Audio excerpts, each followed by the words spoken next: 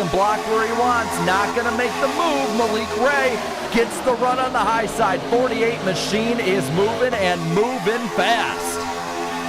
Oh, Braden Muhvic to the bottom. He's going to make the move. 3 wide for the race lead. Gets the push from Liles. He's going to take it with 32 laps left. Easily. Can he clear top? Can't get it off turn 2. Baker is going to be sitting right with them. And it's 3 wide, all Chevrolets.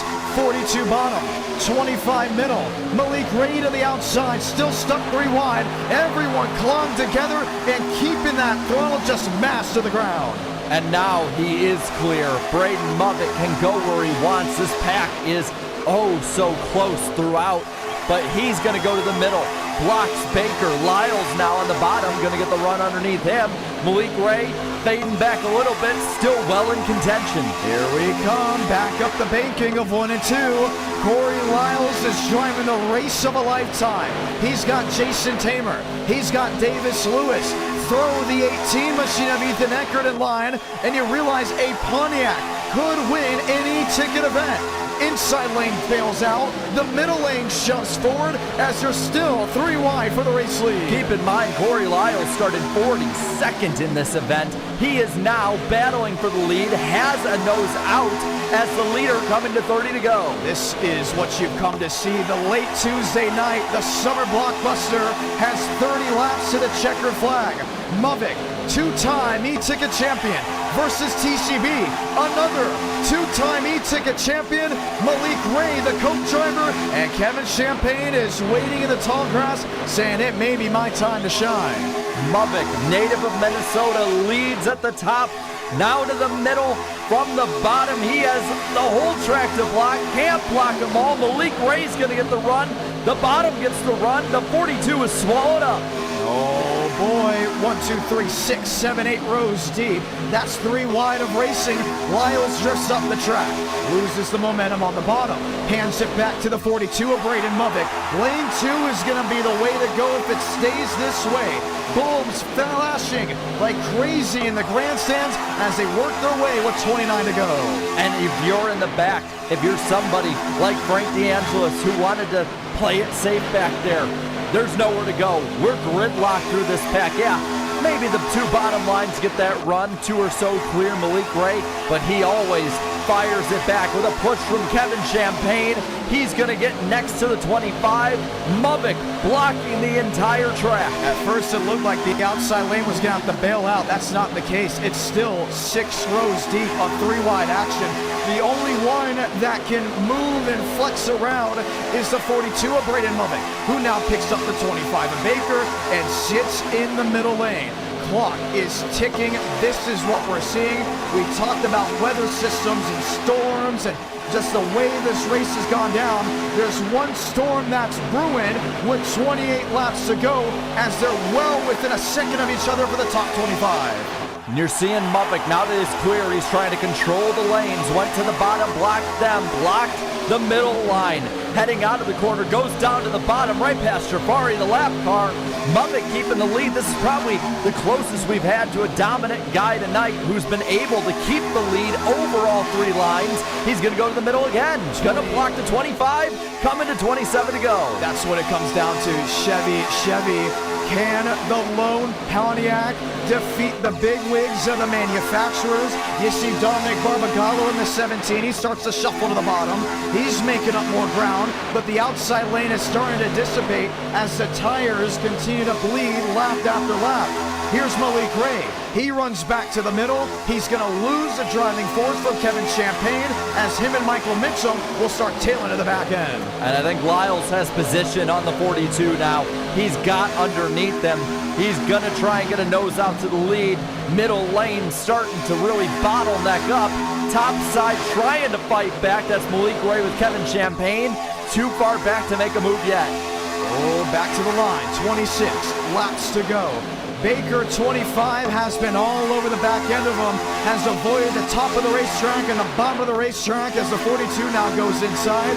He's loved the middle lane, but Frank Horley is going to be one place. right there and on the back end. Look at Muhvic just swaying back and forth. All the times of riding around like what we saw early in the race, out the door. It's now or never. And he blocks the bottom again. Somebody making a move. That's Davis Lewis in the 19 goes up. Now Liles kind of drifts up the track. Gonna slow those two lines over and by. And up to the middle. Muhvic blocks again, keeping the lead. Pied Piper leads with 25 to go. He's been the strongest driver all race long if he can just close it out.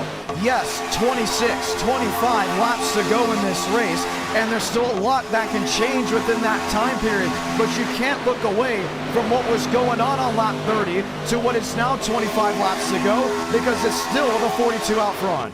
Not yet though. That 56 of Liles, he's getting the push from Tamer.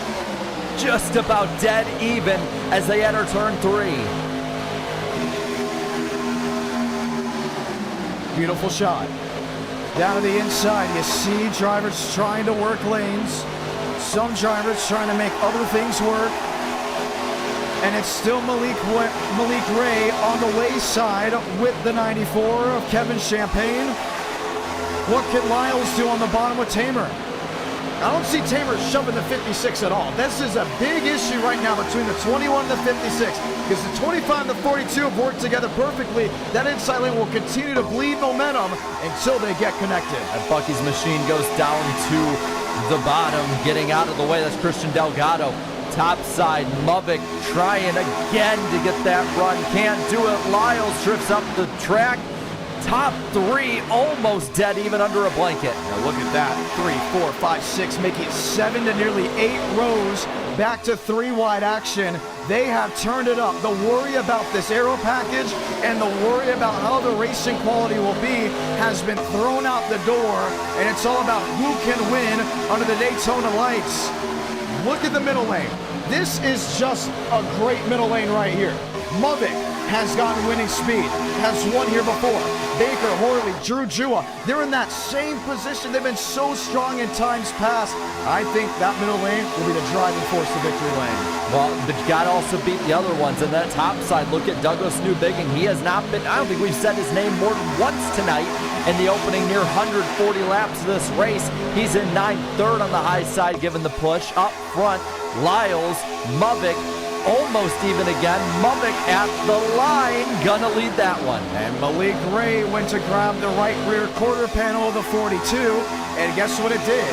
It set the hook, and it drew him back just a tad. Now Baker's trying to keep the 48 of Malik Ray off the quarter panel, because he knows that's what's losing the speed. And you may be saying, well, what's the point of that? What's the worry behind that? You get Malik Ray out in front, it's going to be very tough to pass him. Same with Kevin Champagne. You don't want those guys to really be a worrying factor. They laid on each other. They get in the room back to 3 and 4. And you see the one that helps the most is Liles. He nearly clears the 42 because of the loss of momentum of those top 2 lanes. Muhvic going to get the run back, coming to the line. If this was the finish, it'd be almost dead even. 21 laps to go. They're making more contact, getting really rough up front. They're swaying back and forth. And then all of a sudden you start seeing the bailouts by Dale Greenwood. We saw William Schmidt check up just a tad.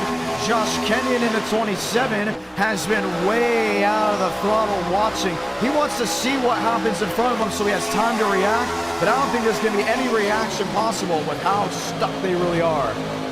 It's interesting now, Muhvic can go to the bottom, blocks there, gets really squeezed tight for that second lane, and Malik Ray makes the move down there. He's to the middle now, right next to Braden Muhvic, coming to 20 laps to go, 48, 42, 25, and all of them under a blanket, less than a second in the top 20. Malik Ray was so good in the California 500. He almost had the strategy right, but it went away from him late after Steven Wilson grabbed his first e-ticket event win. Since then, he's been looking to find an event where he believed he can be the big factor in winning. Here he is, up front, with Baker behind him. Now Braden Muhvic in front of him. 20 coming to 19 to go. That bottom line has the push, and so does the top line, Kevin Champagne. fighting back towards the top side. Braden Muhvic trying to fight back to Liles. Liles leads off 4, not going to last too long. That middle lane has the push to the line. 19 laps to go. Pontiac inside, Ford inside. Jason Tamer is trying to get Ford a big win, but Dodge has been one of the best manufacturers throughout all of Speed Weeks. They already have multiple e-ticket titles with Michael Gregory and Braden Muhvic, but they want another one. No better place to get it than now. The only issue is they're tightening back up. Top 20, 7/10 the difference as they climb back to turn 3. Yeah, and they are tightening up quick, and a very aggressive move from Braden Muhvic shuts the door on Liles. He's got a gap now between him and Malik Ray. He can go where he wants, goes to the middle to block Ray. Ray's going to get the run, doesn't do anything with it. Streaming back to the line, 18 to go. And I'm telling you right now, this is what they're feeling. Their heart is pounding through that chest. And they always say, whether it's in sim racing or it's racing on the high banks of Daytona like you'll have this Saturday, you need to control the heart rate, because once it starts losing control, you will make mistakes. How many times have we come to the end of an e-ticket, we talked with Jarvis and they said, that was a mistake I should not have made. Ethan Eckert, back end of the 19. I think he's the one person that you need to watch, because he's never been in this position with this much of stakes at hand. And he wants to go, and he wants to go quick. He has been used to leading these packs, not being the 4th in line. That middle line, though, that is a potent line. You got the 42 of Muhvic, you got Ray, you've got Baker. Now Ray is going to bail on him. He's going to go to the high side, 3 wide for the lead again. I think he wants to pick up Kevin Champagne. I think Champagne dialed up and said, are you going to leave me up here? Because we know we can work together well. And he's still got 3 guys behind that really will be the driving force to get forward. Cory Liles is hoping this race goes green the rest of the way. So many heavy hitters sitting up front with the laps just going to the wayside, and you just wonder what could be next. And depending on if that high side can get back or not, you wonder if you're Malik Ray, was that the right move? Jason Tamer, he may have just blown an engine. Everyone goes to shuffle. No spins.